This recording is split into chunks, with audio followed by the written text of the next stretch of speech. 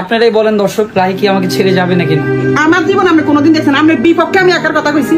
বন্ধু যখন শত্রু হয়ে যায় তখন এই ঘটনাটা কত ভয়াবহ তার জীবন্ত উদাহরণ হলো তৌহিদ আফ্রিদির বিশিষ্ট চামচা রাহি। আফ্রিদির বাবাকে যেদিন গুলশান থেকে গ্রেফতার করা হয় সেই দিন রাতেই আফ্রিদি পালিয়ে চলে যান নোয়াখালী।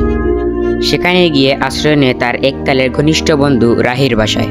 রাহি, যাকে একসময় তৌহিদ আফ্রিদি নিজের পরিবারের সদস্য হিসেবে দেখত, কিন্তু হঠাৎ এই ঘনিষ্ঠ মানুষটি হয়ে ওঠে আফ্রিদির একটি সর্বনাশের কারণ। রাহি গোপনে আফ্রিদির সব তথ্য পাচার করতে থাকে বাহিরে, তার অবস্থান, তার প্ল্যানিং সবকিছুই। যখন আফ্রিদি টের পায় যে তার আশ্রয়দাতাই তার বিশ্বাসঘাতক, তখন দেরি না করে নোয়াখালী থেকে বরিশাল পালিয়ে আসে। কিন্তু ততক্ষণে অনেক দেরি হয়ে গেছে, কারণ রাহি ইতিমধ্যে দেশের একজন সুনামধন্য সাংবাদিকের কাছে তার সব তথ্য ফাঁস করে দিয়েছে। সেই তথ্যের ভিত্তিতে বরিশাল থেকে সফলভাবে গ্রেফতার করে ডিবি পুলিশ। সবাইকে মনে রাখতে হবে, এই দুনিয়াতে কেউ কারো আপন না। আপনি যাকে ঘনিষ্ঠ বন্ধু ভাবছেন সেও আপনাকে পিছন থেকে ছুরি মারতে পারে।